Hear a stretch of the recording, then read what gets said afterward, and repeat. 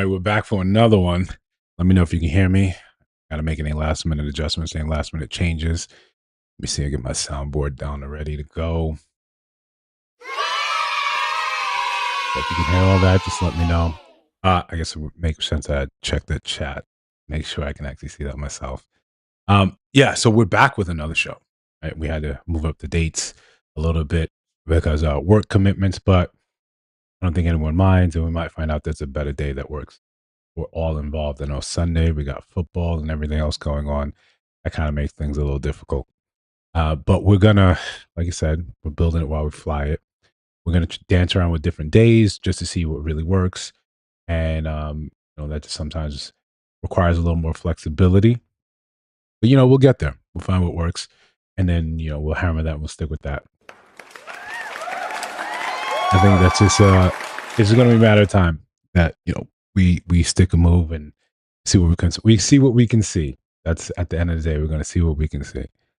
So if I can get just a quick thumbs up for anyone in the chat that you can hear me, and then we can proceed because probably one of the biggest fears is having a whole live stream and there being zero audio coming.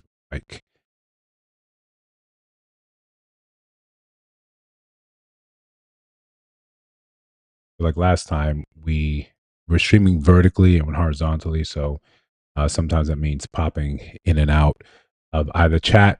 But the name of the game is just to put on a show, and if we can get some, likes and any activity in the chat is always appreciated. And of course, donate to the show. You can see that in the vertical, or you can see that right there at the bottom of the screen. Um, Super chat, Cash App, Venmo, it's all the things, right? So again, for this week, the week's not really over, so we don't really have. I appreciate that, Blair. We don't really have enough data to say, okay, what was really going gangbusters. I think one of the more popular ones, the videos this week, was about a young man talking about how he has no interest. He's saying that real man's gonna step up even when he finds out through paternity fraud that the kids aren't his. He's still gonna be a man. He's still gonna be there. Still gonna do the right thing. And probably one of the more hilarious videos that I've put up there, because at the end he's completely admits, yeah, man, that's not me.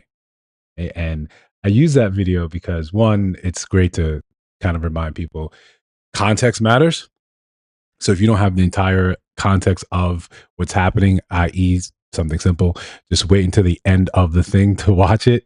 Then you might find out, oh, damn, I was wrong. That came up in a couple different videos and a couple different things where I think it just reflects a really short attention span, where we don't really wait to get the big picture, while we jump to media conclusions.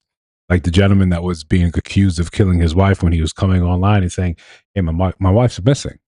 That's it. My wife's missing," and everyone was like, "No, he did it. He did it." And that's probably because we watch too much Law and Order, Dateline, ABC, where we're always saying, "Yeah, there's got to be foul play. If someone's missing, the husband did it. Husband did it." And then it turns out they got her on video, parking the car, jumping off, and it looks like it's a suicide. Even then, people are still reluctant to come back and say, yeah, I was wrong. I was wrong. And I think this is one of the things that keeps us apart. The inability to come back and say, yeah, I was wrong.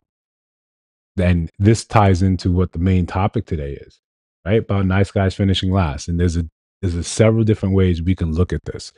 But the way that really comes to people's mind is, you do the right thing, you follow what society says as a man, right? You do all these things that you're supposed to, and you don't get the girl. And we understand, we understand that it's not about that you're supposed to be guaranteed this girl, right? The love of your life, the woman of your dreams. You're not guaranteed that outcome.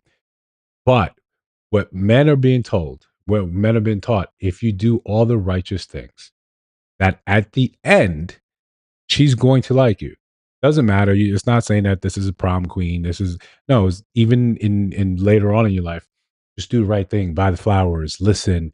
Do all the good guy things, and then it'll be your turn. But almost every man has a story or knows of someone else's story close enough for them to either witness or trust. that when they tried that, that wasn't the case.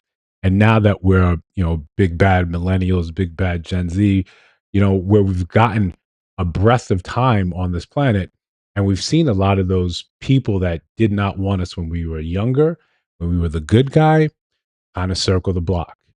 And now we're supposed to finish. Now, here it is. But there's a lot of ways we can interpret this: finishing last, the finish line itself. And we're going to get that later on into the show. But for now, we're going to make sure we matriculate this game down the field. And if you just come in this, if you're catching this on a replay, shout out to you guys, replay gang. We always appreciate you.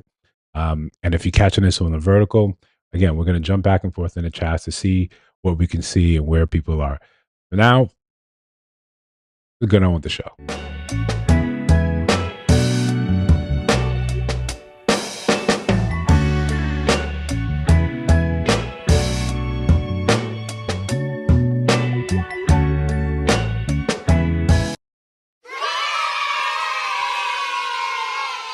So one of our favorite segments. I think they're all kind of favorite, but some weeks it's harder to compile, uh, you know, pristine videos for this or that. But we enjoy the challenge. We enjoy putting things together, and in that same vein, I'm going to try to do this on the regular.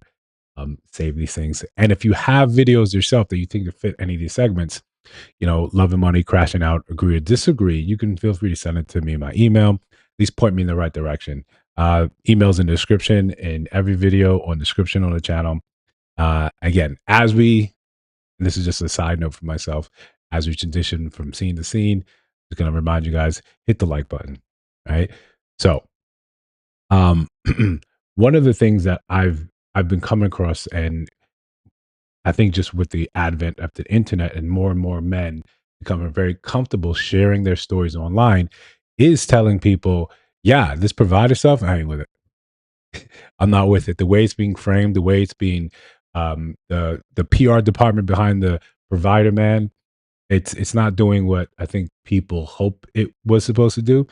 It just doesn't seem like it's a good deal. And we're getting to the point in time where people need good deals in order to say, yeah, I'm going to go and do this, especially when it's something as big because let's be very, very honest. The amount of people, the amount of men that can pay all the bills is infinitesimally small. It's not a large number. It's not a thing that's just an easy thing to do. But when we make it seem like it is, when we pretend like this is just a normal thing, every man should be able to do it. Sometimes that's because we don't understand what it takes to be that, and or we don't appreciate what that means. What it means for someone to say, okay, if I'm going to be able to provide for you, me, the kids, that means my own personal wants and desires are going to have to take a back seat, while yours don't seem to have to do that. Okay, I'm fine with that notion. It makes me feel like a big man, a provider. Then the kids, then their potential futures, investing into all that. Well, that means I've got even a smaller little snippet of time for myself on this planet. That is me being sacrificial. We understand sacrifice in terms of women with their bodies, with giving birth. We understand that sacrifice, and it becomes the only thing we look at. That's where the spotlight is. When you're saying for a man to basically say, my life is now going to be dedicated solely to making this happen. And most of them saying it's going to be dedicated solely because you don't have many men making three, four, $500,000 who can afford to do this easily. No, it's even at the entrance to six figures of 100,000, where you can see all the data coming out and saying what would it take for you to live comfortably in each place. And it's saying comfortably, and maybe you and raise one kid and a wife. And some of the data, it's come back saying it's not as dope as you think it is. For those that are scratching on the door of $100,000, shout out to you. It's not an easy thing, despite how the internet may make you feel, make you think it is. So young men now are saying that doesn't make any sense. They're a little less romantic in that sense. They haven't been romanticized to say sacrifice is chivalry and this is how you should be looking at it. They're looking at you as you talk that, and they're just raising their eyebrows. That doesn't make any sense. Reason I don't fuck with this whole provider man bullshit on TikTok is because all these bitches yap about is a man paying for literally everything. You telling me I gotta get my bread up for two people? I gotta take care of your broke ass, you broke ass bum ass bitch. Meanwhile, you out on the streets right now being a thought. Miss me, Swiss, miss me. So, despite that awkward ending, right? Because every time I look at it, I just that's can't get it. Um, this is how a lot of them are looking at it. It's it's not that romanticized idea that to do this, I'm just going to now be considered the man. This is what's good for me. This is how it moves. No, they're looking and saying, it's hard. It's hard for them to make sense of any of that. And I can't blame them because, again, the way it's being pushed, the way it's being talked about, isn't in a very positive sort of way. When you see, and we have to also understand that most of the younger generation is getting a lot of their cues right from social media. That's how they interact, that's how they communicate, that's how they learn and experience the world. And what they're seeing is the increase in misandrist sort of ideals, the increase in ideas that men don't really have a place outside of provision. And it's not just young women saying this, is older women saying this. So if they're looking at this and this is a teacher, this is what they realize, this is what they see, they're going to go and kick back and say, "Cool, I don't need any of this." Especially when it doesn't seem to be the determinant factor whether or not they can have sex or they can have children. What is the purpose of marriage now outside of you just kind of running the show and threatening divorce and then leaving with half of my stuff and put me on some sort of schedule for seeing my kids? If we're going to do that, just do that now without the marriage, without the state in the business. A lot of men, this how a lot of young men are looking at it, and the older generation of men are not disabusing of that fact. They're not telling them that, hey, this may be a bad idea. You should try something different. No, they're agreeing with them. They're like, this is, I get it. I get it. This is what we're gonna do. I'm fine with telling you all this. Bro, I just seen a video of a nigga saying, ask your girl for $50, bro, just to test her, just to see what she do. You know what I'm saying? Like, just act like you left your wallet at the crib. You need $50 real quick just to borrow it, right?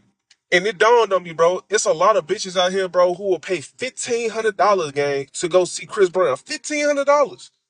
But won't get a nigga $50, bro, and try to make a fucking excuse about that. Then here they go in the comments. Oh, I'm not giving no man no money. I was raised like that as a man. You should have your own this and that. You don't have money on you. You don't have cash. Whole time, gang, you just being tested, and they don't understand that. But you will go give a nigga who you don't know $1,500 worth of your money, shit that you probably have to work for 2 weeks just to save up on. But you can't give your man $50. Yeah, when I said that blew my mind, bro, I had to actually think about that. Like, bro, that's so sad that we actually got to talk about this shit. Bro, I am baffled. I am flabbergasted. So listen, I ran and I saw a couple different videos, a couple different responses to that, and he's not lying.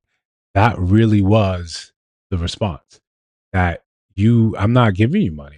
That's not what I'm supposed to do. That's not my role. You're supposed to be able to do X, Y, and Z. Most of the men are looking at that and is like, yo, this is incredulous, right? Where we can't even understand that it's just the saying like, hey, I'm having trouble doing X, Y, and Z. Help me out, right? That's what men are looking at and say, no, this this really can't be the case. That I can't get any type of assistance in just, hey, I usually pay these bills. I'm usually in charge of this. I usually take care of X, Y, and Z. Where is the sort of reciprocity? Where is the help? That's really what men are getting at. Just wanting some sort of assistance. Not saying that this is what you have to do, this is your lot in life. It's really just that simple. If I'm doing this for us, for our family, why can't I get any type of assistance? And in that vein, it's just like, it's not that I want you to carry the load. I want to know that I'm not here alone. For whatever reason, a lot of us can't understand is how is that looked at as so just negative? How is that looked at as it's an impossible ask, it's an impossible task? It just makes us really like start evaluating and looking and saying, oh, you know what? It does appear that I don't really have a purpose here. I'm not really important into this relationship. That is a thing that makes people feel like, well, what's the point? And most of the time when men feel like that, when they get to that point, all they want to do is just start backing up. All they want to do is say, you know what, this is fine. This isn't for me. This isn't really what is important to me at all. Again, like we said before, when men can get access to a lot of, women, right? They can get access to sex. Having a child makes it seem like it's a higher bar. It's a lower bar than marriage. So men are getting the things that they're desirous of. They're getting the women, they're getting the children, they're getting sex. Marriage, why? And we're probably going to get back down to the point where it's just looking at saying relationships, why? If, right? If I can't look at you and rely on you for something as simple as just, hey, give me some help, right? And we understand shit tests, and we understand the nature of shit tests not being the best things out there. But men are also capable of doing the same thing. Before I open up the floodgates, before I show you, where the bodies are buried, before I show the truth of me and all of me, I've got to go and see what type of character you have. And I think a lot of women come around kind of failing that. For those that need to hear it, if he wanted to, he would. Right now, I'm working my second shift. I just finished my full-time job, just doing DoorDash to be able to pay for date night this weekend. I pay all the bills. I do most of the cleaning, and I do all of the cooking. You're a fucking idiot. What are you flexing? Your girlfriend not. So yeah, this took me a little while to track down this video. I saw it one time and then it absolutely disappeared from the internet. But so many people would reference it because you're doing all of this so you can be known as a provider. So you can say you're a provider rather than saying, why would I want to be with anyone that was comfortable with me doing all of these things? With me doing all of these things for them and they just chill at home. That doesn't make any real sense, right? That's how men are looking at it. That's not really help. You don't really it just seems like you don't really care about me if that's the most important thing to you, right? If me busting my ass and you just chilling at home makes you feel like, oh, I'm a provider. I'm a provider. You have to understand that someone that really cares about you, it's they're not going to want to watch you suffer. They're not going to want to watch you beat yourself up just so they can have a slightly easier life.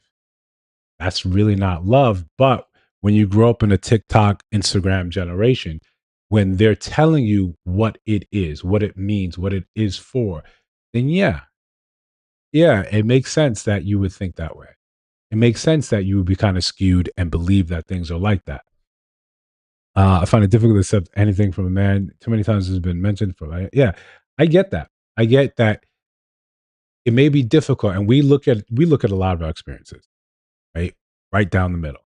It happened to me, so it's possible it's going to happen to me again. But when you look at just the numbers, the sheer number of it, how many men are on the planet, how many women on the planet?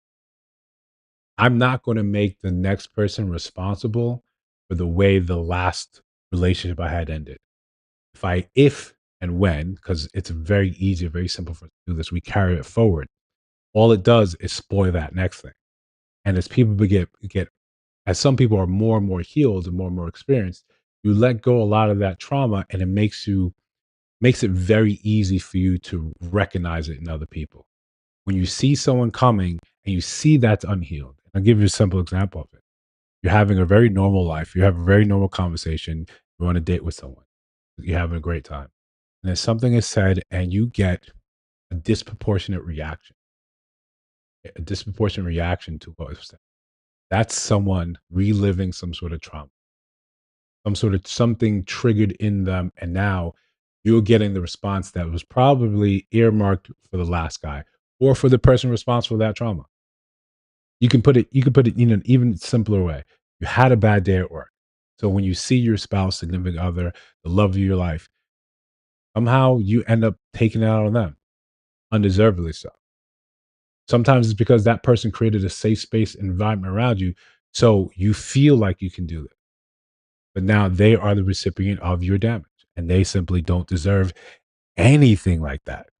Anything like that. So to them, it's unfair. To them, it comes out of nowhere. And when you're healed, you recognize that very instantly. You recognize that and you say, oh, okay, cool. This isn't for me. Right? That's all you say. You say, this isn't for me. But that aside, the probably should connect.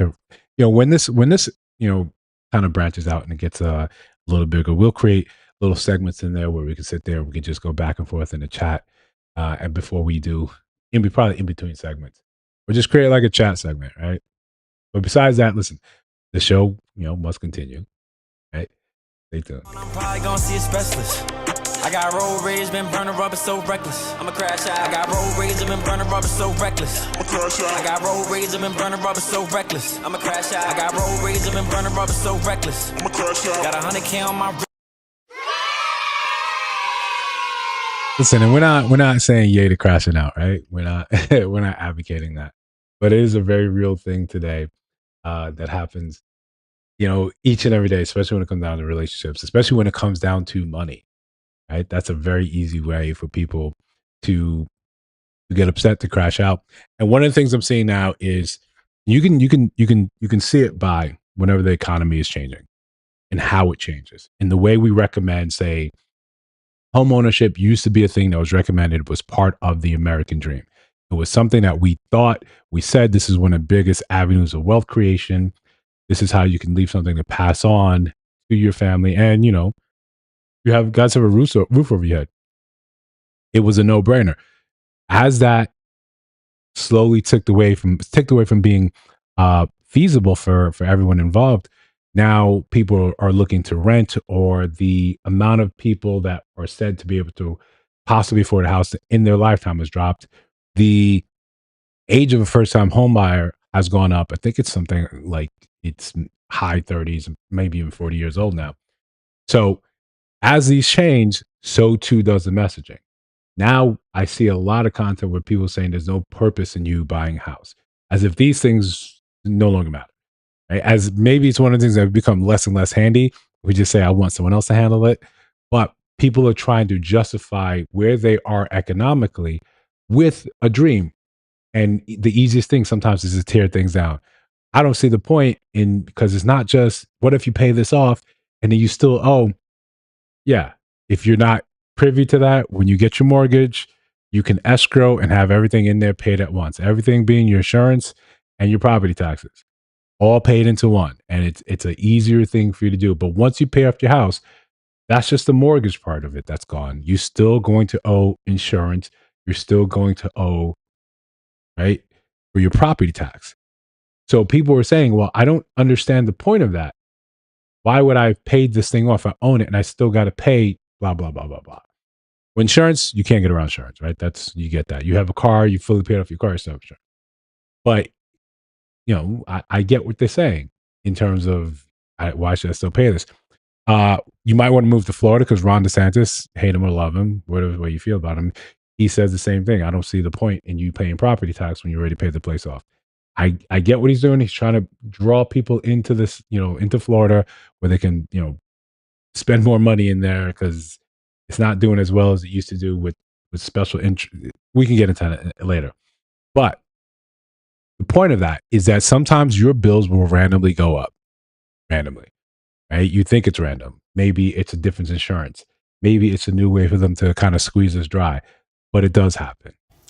I just opened up one of my bills that I have to pay, and it is 4 times the normal amount. 4 times the normal amount. It's really 5 times the normal amount, if I gotta be real. I'm blessed to be able to take care of that, but realistically, who the fuck can afford a increase that is quadruple what the fuck you're used to paying? What are we doing, y'all? What are we doing? What's the plan? We got to start formulating some type of collective action, because ain't no way. Ain't no way. I don't know what type of collective action we could possibly take, outside of maybe like a susu like we used to do back in the day. But yeah, this is why you always got to have that emergency fund. I know exactly what that's like every winter. I've got properties in the Northeast, and the renters and oil and the gas, they go through the roof. They go through the roof, and I just sit there and want to pull my hair out, right? But you have to have enough set aside to weather some of these storms, because it's always when things are going right, when things are starting to go smooth, that's when you get hit, and you tend to get hit in threes. And listen, this is probably one of the most relatable crash outs I probably would have had at the time. Probably just as much as if you know someone's you walk back from the store and your car is absolutely just gone. I'd probably lose it more so than the guy in the next clip. You gonna stop talking to me to go holler at her, dog? Come on, bro. You ain't gonna get her number. Boy, you bet. Man, you left your door open, fool. Hey, bro, bro, bro, bro, bro, bro, bro, bro, bro. Hey.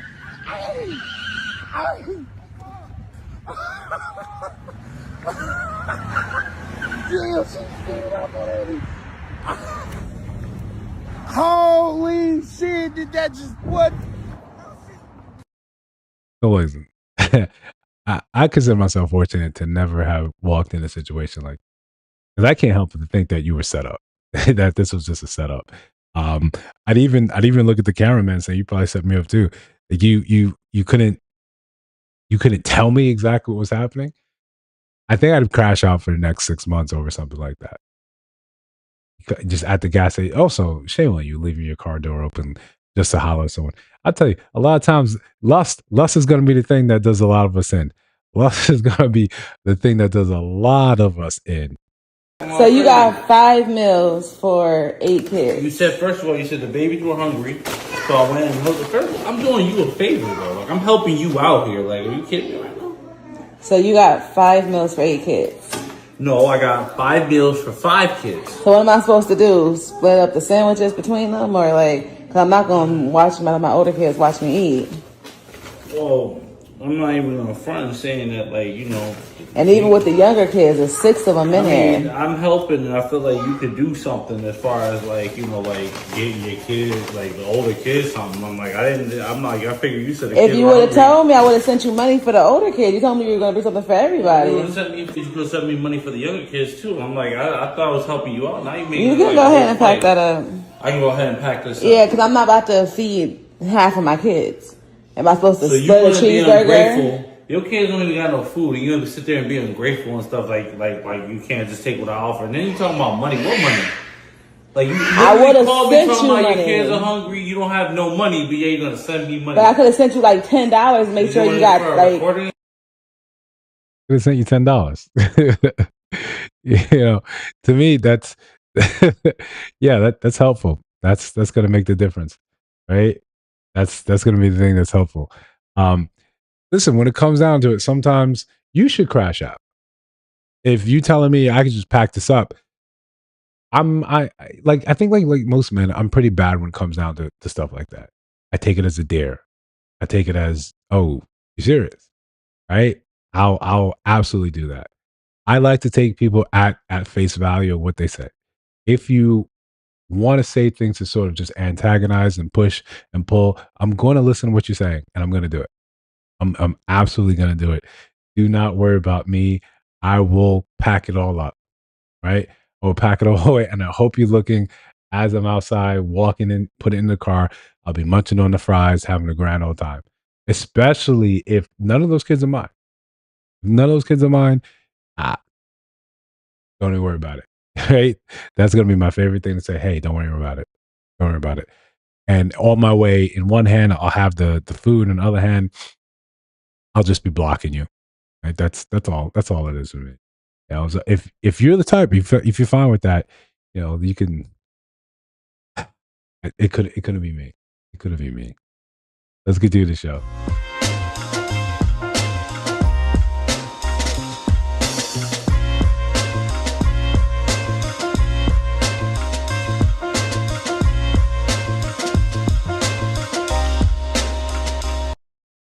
All right.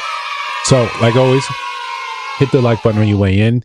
Feel free to, later on probably share this and hit the subscribe button. If you're new here, just find the channel. We try to do live streams at least once a week, and then sometimes do the mobile streams when we can fit in. But schedule permitting, we're trying to do a lot more lives. Also, 2 videos drop a day, 2 shorts a day.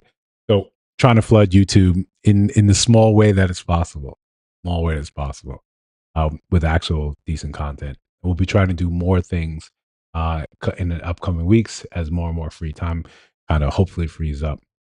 But agree to disagree, right? Agree or disagree. This is one of those, again, most times we find it falls on one side. And maybe this week could be a little different. Let's take a look. Agree or disagree? The only thing worse than unemployment is job security. I can agree that not all of us should have phones and the ability to make hot takes. Like, I can agree that everyone has an opinion, and I can disagree that everyone's opinion should be heard. I don't know what any of that makes sense. That having a job would be worse than not having a job. And I was so flabbergasted by it. I went into yeah. I had to play it again. I had to play it several times in order for trying to make sense of it. I'll hit you with it one more time. Agree or disagree? The only thing worse than unemployment is job security. And listen, she said it with so much conviction. Right? She said it with so much conviction. And like I said, I chased some of this stuff down. I went into the comments, and I'm seeing that she was in the comments, and she's talking about it in the sense that these jobs that aren't paying enough, that you're going and doing stuff that you hate. So versus if you don't have a job, what is your outlook? I think people get too comfortable on, the government assistance and what that may look like for them. But realistically, no, I'd rather be employed. I'd rather have building a resume, even if I hate the job. And I've worked jobs I hate. I've worked jobs I hate, but it all seemed to be a stepping stone to get me where I needed to be. And more importantly, even when I worked those jobs I hate, I met some fantastic people, absolute phenomenal people that changed my life. So maybe, and this is what I can really hit the saying on. I think it's a generational thing. We look at these things very differently, very, very differently.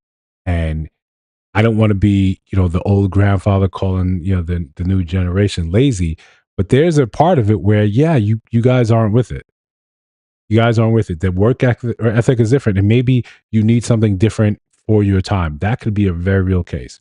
But for us, still kicking, still around, still probably, your coworkers, we're looking at this and saying, you don't make sense. You don't make a whole lot of sense to me.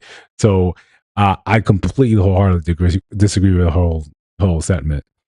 But those times that you can't find work, sometimes, or you look at other people, Instagram is great for this. You look at other people, you look at their lives, and you say, yo, how are you in Dubai? How are you in Dublin? Right? How are you in Denmark? Right? I just picked 3 Ds, right? How are you in all these places? And I don't really ever see you talking about work or at work or whatever. Well, when she's attractive. So DJ Academics was going around this week and last week, really just kind of spilling the game of what's going on here. Yo, 80% of these chicks out here escorts, straight up. The city girls, they promoted what's escort culture. Buy me a bag before I fuck you. It's all the same shit. Bring me on a trip for me to suck your dick. Pause. It's all the same shit. The difference is that there's just a little bit levels to it. There's certain chicks that flat out will just ask you for the bread. Yo, you want me to go? You want me to fly out to you? Well, I got a job. Give me 2 bands. Even then, they still try to say that's for their time, not for the box. Listen, I think this is an open secret. Right? For those of us if you actually have a job and you understand the cost of things, you understand that someone else's fitness bill. You may not have understood what is happening on those trips, but in 2026, I can't say that anyone is not hyper aware of what's supposed to happen. And I say you should be hyper aware because a lot of times they'll come online and specifically tell about themselves. They'll tell the whole thing. So for you going out there being surprised, that shouldn't be the case at all. These people, these models, or these IG models going to, I'm saying IG models, like, come on, but they're going to Dubai. Well, you know what's happening in Dubai, right? That had a while ago, maybe 15 years ago, there was this site called Tag the Sponsor, who basically would pretend to be some rich prince sheik, and he would, DM beautiful women, and he'd get right to the point, and then act like he's buying them the tickets, asking them all for this personal information, and they're just posting the entire thing, just leaking the entire thing. He was just a guy, probably fed up with the game, but the stuff that the women you would look at and say, "Oh man, I wish I could be with her." This is stuff just going regular. It's out there. So for you not to understand, or you not to understand, if you're getting, say, flued out, so you know what the expectation is, what's supposed to happen at the end of that. When you pick him up, that's what's supposed to happen.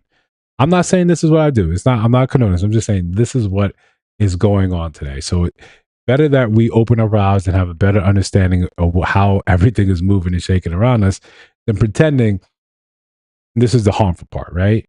So I agree with them. This is the harmful part. It's regular people trying to keep up with that, thinking that there's now something wrong with their lives because they don't do those things. Moreover, when you get with a man and you have the expectation that he's supposed to do those same things for you, and it's like, no, why would you think that was possible? Well, because I saw it here, but that's never really a conversation. It's just no, a real man is supposed to be able to do X, Y, Z for his woman because you saw the fictionalized thought somewhere else. You said, yes, that sounds right. It sounds good. I do deserve that. But real life is rarely the same. In fact, it goes to show you how bad we are with money in our culture, in the Black community. It's something that we've historically kind of just been bad at. More to the point, it seems like there is, I want to say, a loss of hope and apathy for the Black community as a whole. You hope that things get better, but you don't really have any real expectation. As a Black guy, man, the hardest thing I had to accept, and this is like by far the hardest thing I had to accept, is that there is no saving the community as a whole. Okay? Whatever was put in place has done such a fantastic job of dividing the entirety of what a community even is, that in order to get that shit back, you would effectively have to destroy everything and start over, right? You ever been in a situation when you're trying something, like you're working on something, and I am the biggest believer in that you should try your hardest to like maintain what you have and fix what inconsistency it is and then work off of that. But honestly, sometimes you just got to start all the way over from scratch, right? Because your motivation to start may have been wrong, and it guided you in a direction that you just are not comfortable with. Your ending result, or what you thought the end result was, was misguided or whatever the hell. And I get that bits and pieces of social media do not reflect real life, but a vast majority of social media does reflect real life. If you're a person like me and you're tired of seeing Black people go back and forth on this app, it's going to continue to happen, right? It's going to continue to happen. And not only is it going to continue to happen, it's going to continue to be incentivized to happen, right? The views are higher. The engagement is better. The consistency is easier. All of these things make for content. Unfortunately, that is a certain type of content. You got women out here saying, I'm not pro-Black, I'm pro-Black women. You got guys out here saying, well, if it ain't snowing, I ain't going. You see what I'm saying? It's like, these are things that are just going to continue to happen, and you just have to accept it, because what can you really do? You could just say, hey guys, stop doing that, and this is why you should stop doing that, and they'll probably tell you, shut the fuck up. Now, me personally, you do whatever the hell you want. This is your life. You genuinely can do whatever the fuck you want with your life, because I'm gonna do what I want with mine. However, it's really sad to have grown up from where I came from and to see the possibility of what a community could truly do and what it could truly be. And then to see, you know, what black folk have ultimately turned into, what can you do? The music is trash. The entertainment is trash.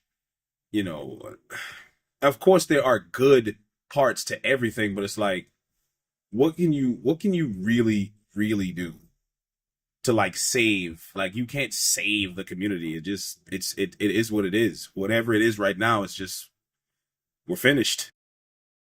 So this is something that I struggled with for a couple of years ago. You know, I wanted to see what we could do to uplift, you know, the community. I mean, like everyone.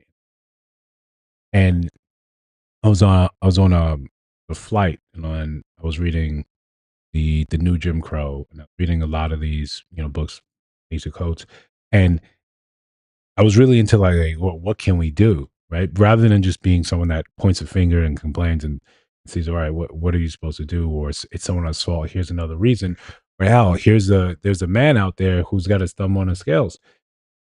And we had this conversation. And he said, right, and it's not a religious thing. It's not a political thing. He said, like the Jews leaving Egypt, you know, in the Bible. He said, not all of us are going to make it. And I share that. I share that on this channel often because it was profound to me. And I sat with that for 3 days, maybe like 77 hours, right? And it was really just, it almost absolved you of thinking that you were responsible for saving and changing everyone's mind. You can be a shining example, even to people close to you, even to your family, your friends and family. You could be the thing that you say, this is what we kind of need, and I move like this. But if they're not ready to receive that, there's nothing you can do. There's absolutely nothing to do. This is not to say that you should not be that example. You should not live, you know, that sort of righteous or life or be that change you want to see. But you have to first start very small with your own tribe, your own community, your own people around you, your circle. That's where it starts. And that's probably where it ends. You cannot, as a whole, gather everyone up and say, no, we are now going to move like this. No group can. No group seems to be as low as we are as a whole.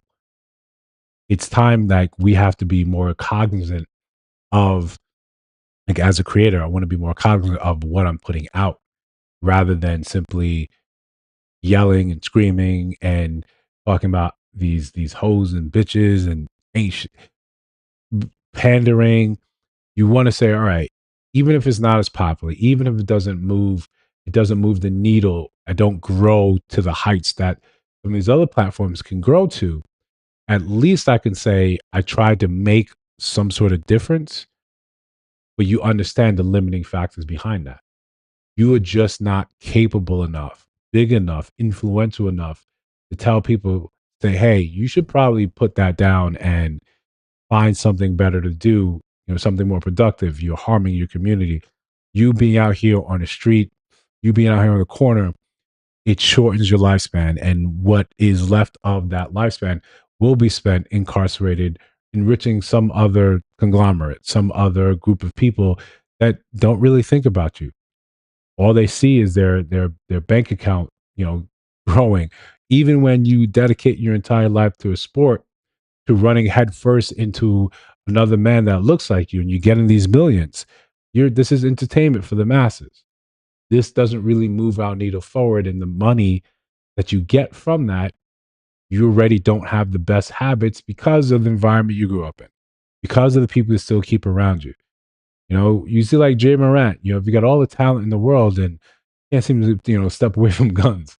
The point where like they're telling you, oh, just not guns. Don't do that. But when you grow up and you're indoctrinated in these spaces, this is it. This is all you can see. This is all you can do. It becomes a sad thing just to watch and observe, but it happens so frequently. So I've come to the conclusion, yes, you still want to be the example. Yes. But it's time to sometimes you got to separate and elevate. And then you find people that have that same like minded ideals and you create that little group, that community together. Over time, talking generations, maybe that can blossom into something else. But as a whole, there's no way to, even if you could snap your fingers and wipe the board clean and start over, everyone else in the world has an idea, a stereotyped idea of how to treat us. Until we start saying we're cleaning up these roles, we come like in Hollywood, when it comes down to making a movie and they have you doing something that it goes against as detrimental to the community, you got to look and say, I either need creative control over this, or I need to be able to talk about this as openly as possible when I'm doing the press tours. I have to be able to say this was this for this reason, or simply saying, as a whole, we stop accepting these roles.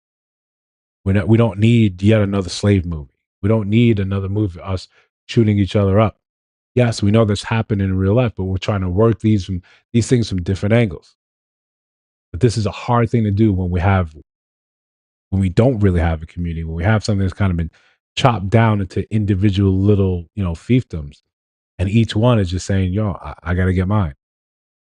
If I don't do it, someone else is going to do it. And that's the usual refrain when it comes down to, why are you selling drugs to the community? If I don't do it, someone's going to do it. Might as well be me. Well, you can do that for everything. Everything that is, harmful to people that look like you. I'm not going to do it, someone else can do it. What if everyone said, no, I'm not going to do that. Everyone just came and said, no, that's not for me. That's not what we do here. That's a full stop. That's a no. We're not about that here. I agree with him on this one. Sad. It's sad, but I completely agree with him on this one.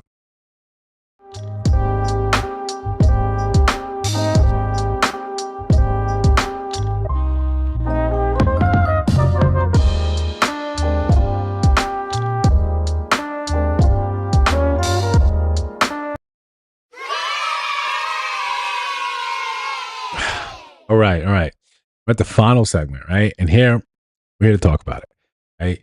Finishing last, nice guys, right? And you could raise your hand, you put a one in the chat, or just hit the comment section, depending on how you're seeing this. If you've been a nice guy, right?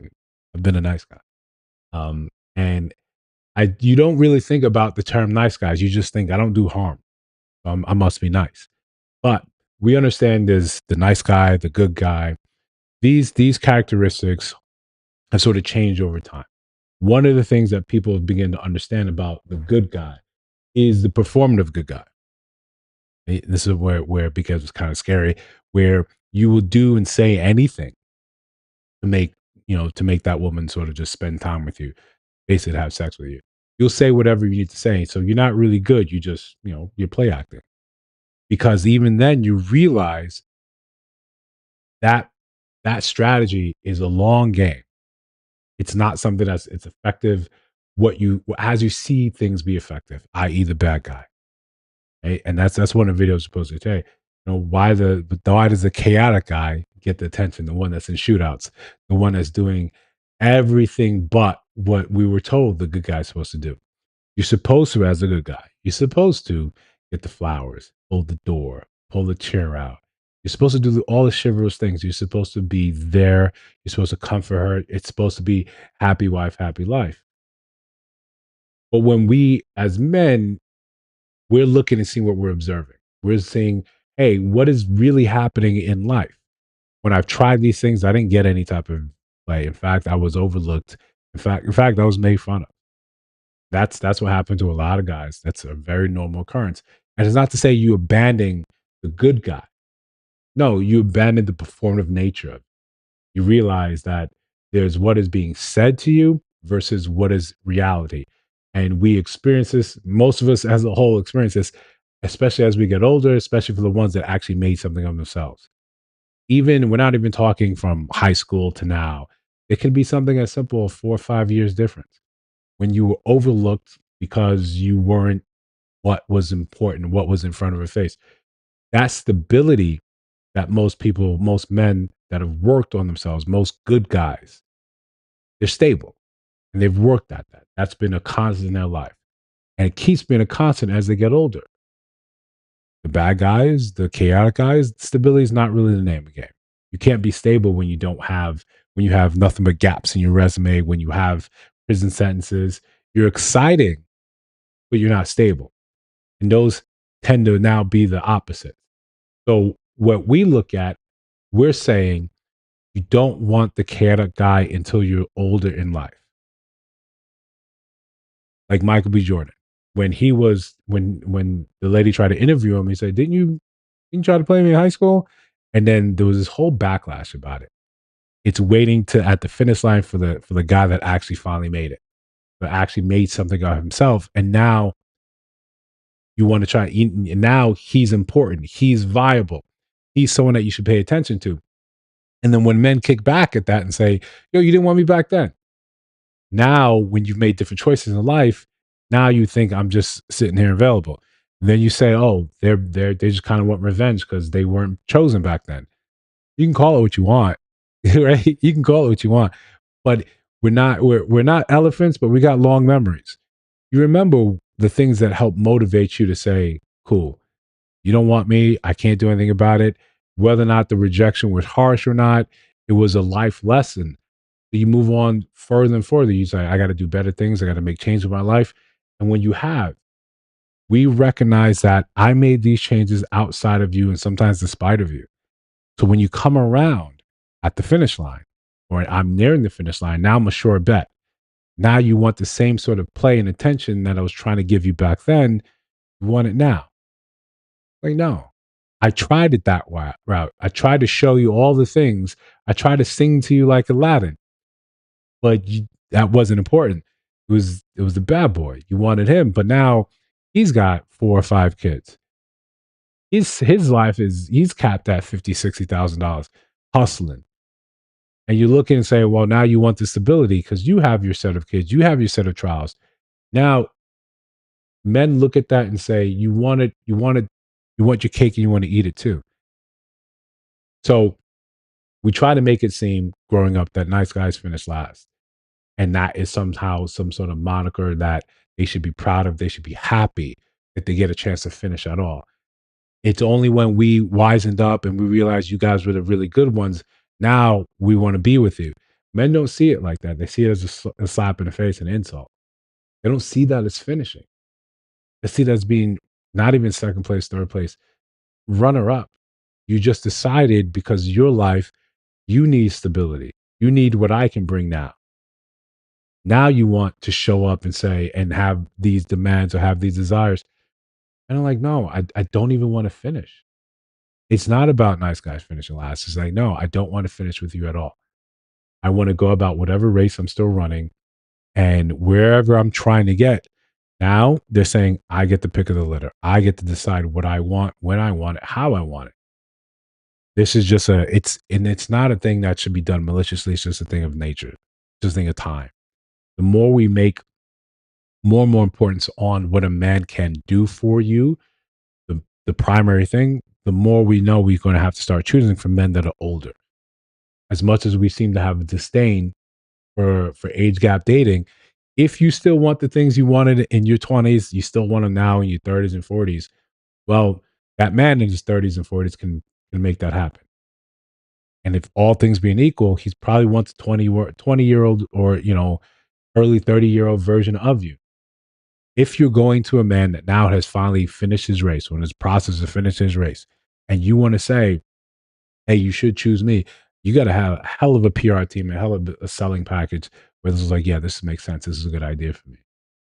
Listen, this is my thoughts. I could be wholeheartedly off base here, right? And this is where, I like to, encourage people, if you're seeing this on a replay game, let us know in the comments what you think about some of the stuff like this. But I think men are pretty much set. If you didn't want me, then why do you want me now? Listen, we'll pick another date for the next stream, and I'll, try to give people at least a couple days advance notice when it's going to pop off. But then I'll see you in the next one.